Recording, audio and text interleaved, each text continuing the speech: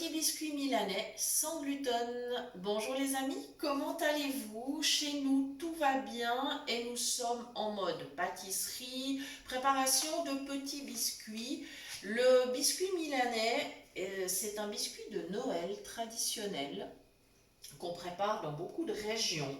Alors, je ne sais pas pourquoi on l'appelle biscuit milanais. On a essayé de chercher l'origine, on n'a pas trouvé. Si quelqu'un sait, merci de nous renseigner, ça serait vraiment super. Alors, je vous explique la recette. Je fais une version sans gluten, mais évidemment, vous pouvez utiliser une farine traditionnelle si vous n'avez pas de problème avec le gluten. Il n'y a vraiment pas de souci, hein, d'accord? Voilà. Alors, je mélange déjà la première partie des ingrédients, à savoir une petite pincée de sel, comme toujours en pâtisserie, plus, alors, 2 œufs, 125 g de beurre qui correspond donc à la moitié d'une plaquette de 250 g. Il est conseillé de laisser un peu ramollir à température ambiante, hein, voilà. Ou alors, si on est très pressé, quelques secondes de micro-ondes. Mais à température ambiante, ça va très bien. On le laisse, je sais pas, un quart d'heure, 20 minutes, et ça va très bien. Voilà. Ensuite, le sucre. 125 g également, soit 8 cuillères à soupe rase, plus un tout petit chouïa, voilà, parce qu'on arriverait à 120 g.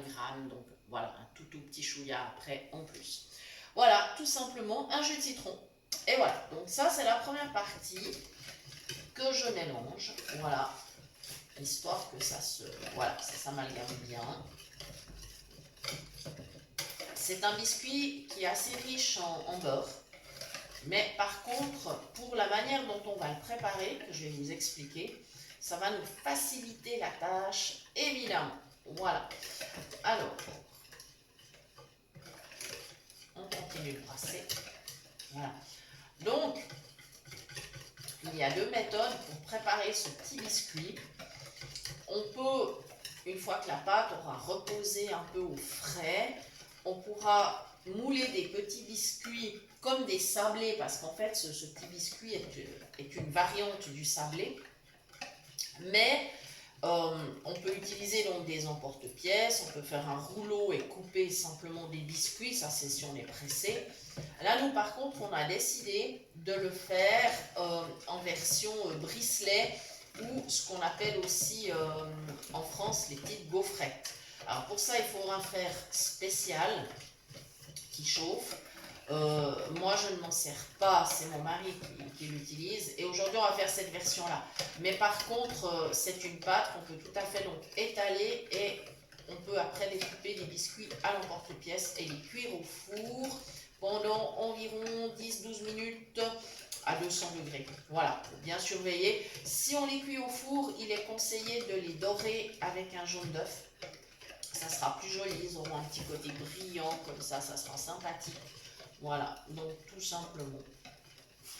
Voilà. Maintenant, j'ai préparé 250 g de farine.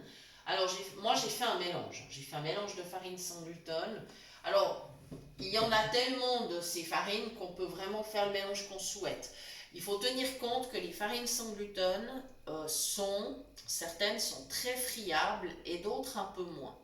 Donc, moi, j'ai mis moitié farine de riz et moitié maïzena, parce que la maïzena, elle va permettre vraiment au biscuit de tenir. Par contre, si j'avais mis que de la maïzena, j'aurais un biscuit finalement très lourd et pas très intéressant au niveau gustatif. Voilà, donc essayez d'équilibrer, ou alors prenez un mélange tout fait pour pâtisserie et puis ça va très bien aussi, hein, d'accord?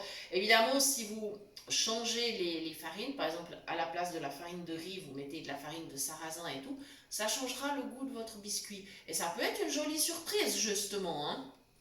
Voilà, donc 125 g de farine de riz, 125 g de maïzena pour moi, qui correspondent à 10 cuillères à soupe, donc 5 et 5, des cuillères à soupe bombées de farine. Voilà, tout simplement. Alors maintenant, ce que je vais faire, parce que la dernière étape, je vais me passer du fouet, je vais l'enlever, voilà. Je je vais vider ma farine. Ouch. Peut-être pas mettre la cuillère avec, hein. Ça serait pas une bonne idée. Voilà, je verse tout ça dans mon saladier. Voilà. Je vais m'assurer que j'ai vraiment tout versé. Non, il en restait un petit peu dans mon assiette. Donc je fais ça avec les doigts, hein. Je fais glisser le reste. Voilà. Tout simplement. Et maintenant, je mélange ma pâte avec mes doigts. Tout simplement.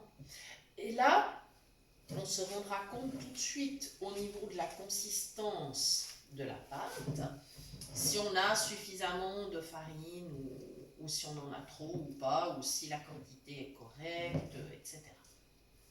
Donc, là j'ai l'impression que j'en ai pas tout à fait assez. Alors, je vais demander au grand chef de venir m'aider. Voilà. Ça, est-ce que tu peux déjà me verser la fin du paquet? Voilà. Alors, il faut tenir compte quand même que la pâte ira au frais et donc que le beurre va reprendre une consistance de beurre. Hein, il va réépaissir. Donc, si on n'arrive pas tout de suite à faire, merci, une vraie boule de pâte, c'est pas hyper grave. Il faut le temps que la pâte prenne le frais et puis qu'elle réépaississe un petit peu. Voilà, là ça ira beaucoup mieux. Ouais, tout à fait. Merci beaucoup. Merci. Voilà les amis. On a bien avancé. Je vais pouvoir mettre ma pâte à reposer. Oh, on peut la laisser le temps qu'on veut. Là, on est le matin, on fera les biscuits cet après-midi. Après, ça, c'est comme vous voulez. Hein. Vous pouvez faire la veille pour le lendemain. Et même, par exemple, si vous avez peur de manquer de temps, vous pouvez préparer votre pâte bien à l'avance et puis la mettre au congélateur, puis vous la ressortez le jour que vous voulez l'utiliser. Ça, vraiment, c'est pas un souci, hein, d'accord? Vous la laissez bien décongeler à température ambiante. Vous amusez pas à la décongeler avec le micro-ondes, alors surtout pas, hein, mais vous la laissez à température ambiante, puis il n'y aura aucun souci. Voilà les amis, je crois que je vous ai expliqué l'essentiel. Il me reste à vous remercier beaucoup de nous avoir suivis. Et puis, je vous rappelle bien sûr que vous pouvez nous retrouver toujours sur Facebook, à notre adresse mail cuisinepratique@mail.ch, ainsi que dans le groupe WhatsApp Phoenix Cuisine Pratique. On vous donne de temps en temps le lien, vous pouvez nous rejoindre, ce sera un plaisir de partager avec vous et aussi de connaître vos recettes. Voilà les amis, à très bientôt pour de nouvelles idées cuisine. Merci.